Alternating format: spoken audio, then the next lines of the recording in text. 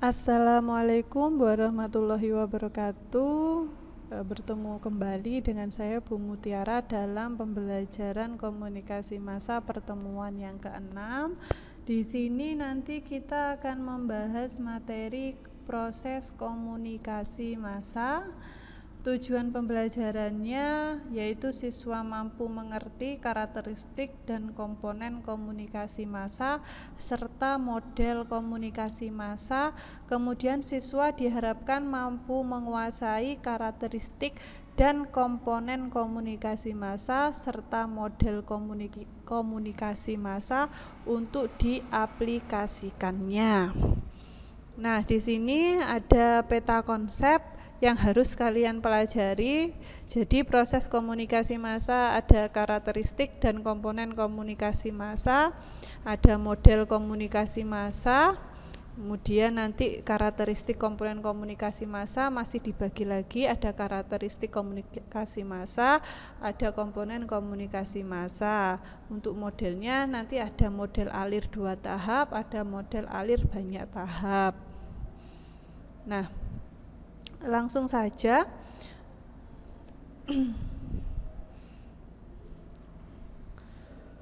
Nah, yang pertama ciri-ciri dan komponen komunikasi massa.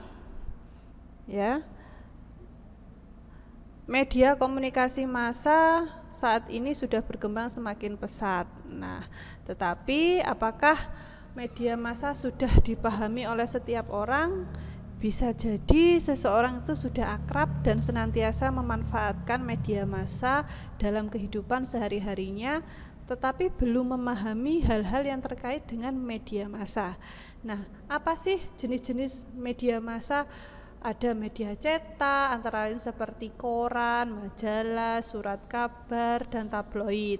Nah, sedangkan televisi dan radio itu media massa elektronik. Untuk internet itu adalah media komunikasi massa online. Nah, setiap media komunikasi massa itu punya karakter dan komponen dalam menjalankan fungsinya. Nah, berikut ini adalah penjabaran yang terkait dengan karakteristik dan komponen media komunikasi massa.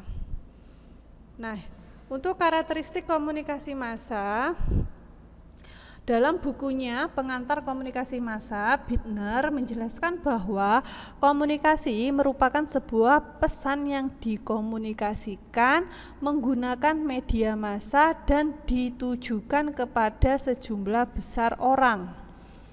Penekanan dari penjelasan di atas adalah komunikasi massa karena media yang digunakan adalah media massa. Walaupun ada seseorang yang menggunakan sound system dan berbicara di depan banyak orang, tetapi hal tersebut tidak termasuk dalam konteks komunikasi massa. Nah, adapun karakteristik komunikasi massa adalah sebagai berikut. A. Komunikator dalam komunikasi massa melembaga. Nah, dalam komunikasi massa, komunikator adalah sebuah lembaga, bukan perorangan, melainkan banyak atau sekumpulan individu. Dapat diartikan bahwa massa di sini adalah gabungan dari berbagai unsur dan tergabung dalam suatu lembaga untuk bekerja saling berhubungan. Lembaga dalam komunikasi massa menyerupai sebuah sistem. Sistem atau sistema dari bahasa Latin dan sustema bahasa Yunani, yaitu satu kesatuan. Terdapat elemen atau komponen yang saling terhubung untuk memudahkan aliran informasi, energi, dan materi dengan suatu tujuan tertentu. Nah, itu yang dinamakan karakteristik komunikasi melembaga.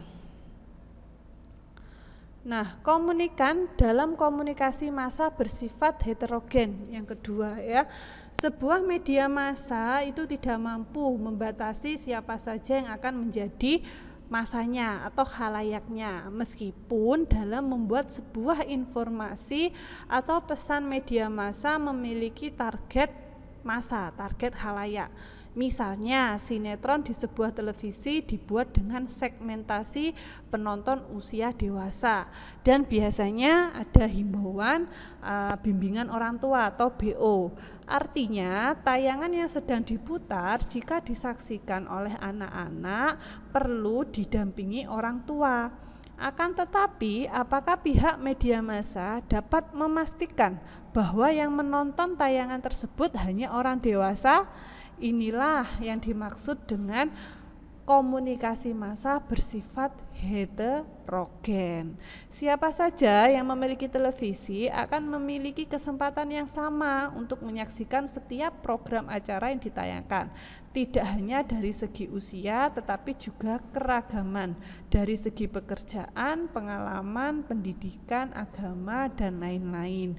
Nah, hal ini juga berlaku untuk semua media, baik media massa elektronik, cetak, maupun online. Yang ketiga, pesan dalam komunikasi massa bersifat umum. Pesan dalam media komunikasi massa itu tidak memiliki kekhususan dalam penyampaiannya sehingga pesan tersebut disampaikan secara umum bagi siapa saja yang ingin menikmati, menonton, membaca, mendengar, mengakses, dan lain-lain.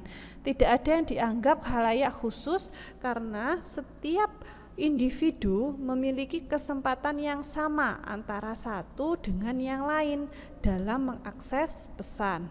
Secara umum di sini juga tercermin dalam penggunaan kata-kata atau cara penyampaian pesan.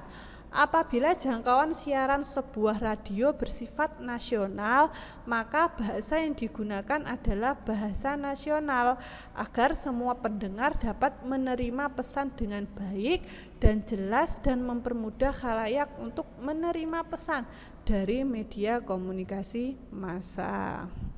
Nah, kemudian yang keempat, komunikasi bersifat satu arah. Komunikasi bersifat satu arah itu artinya pesan yang disampaikan hanya berlangsung satu arah, tidak terdapat arus balik dari komunikan atau penerima pesan. Akan tetapi apabila ada tanggapan, biasanya tidak terjadi secara sinkron atau langsung dan tidak dapat ditanggapi secara cepat. Misalnya sebuah berita di koran, apabila ada tanggapan atau surat pembaca terkait dengan isi berita tersebut, biasanya respon akan disampaikan terlebih dahulu kepada pihak media yang kemudian akan dimuat pada edisi berikutnya. Secara keseluruhan, bagaimana respon dari para pembaca tidak dapat diketahui oleh pihak komunikator atau media massa. Karena sifatnya yang satu arah tersebut, ketika sebuah media memuat berita, hendaknya menggunakan bahasa yang komunikatif agar mudah dipahami, mengingat para pembaca tidak dapat secara langsung dan cepat mengajukan pertanyaan apabila ada hal yang tidak dimengerti. Nah, kemudian komunikasi massa menimbulkan keserempakan.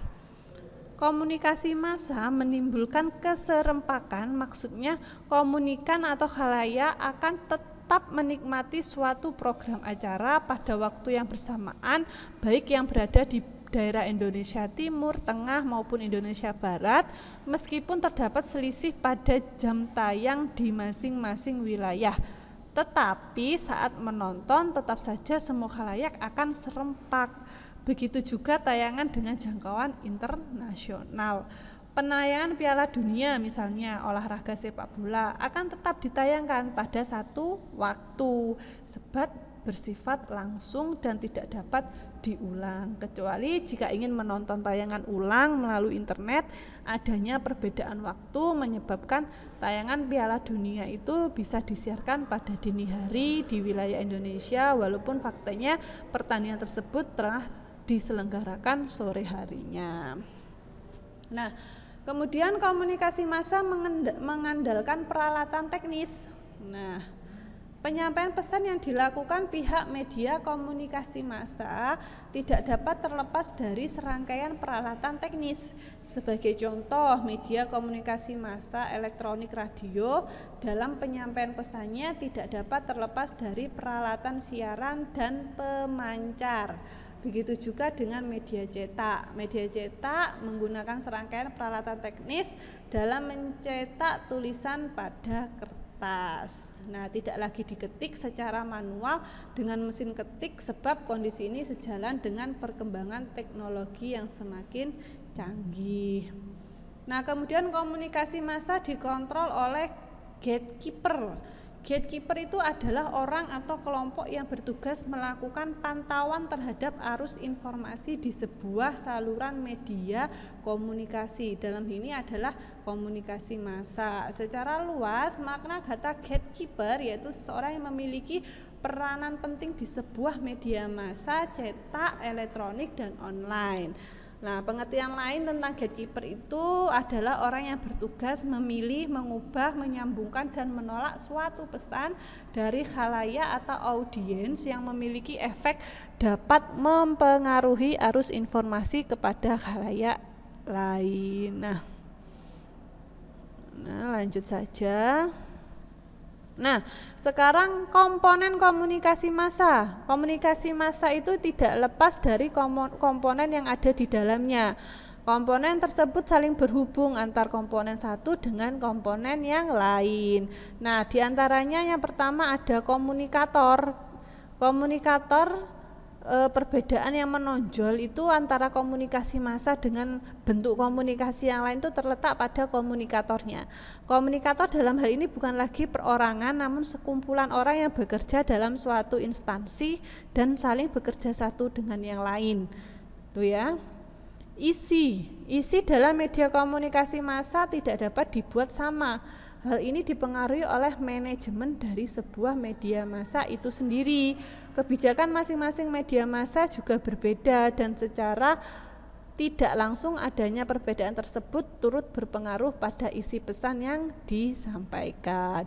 Yang tiga, audiens. Audiens merupakan bagian sentral dari komunikasi massa yang terus-menerus menjadi target bidik media massa.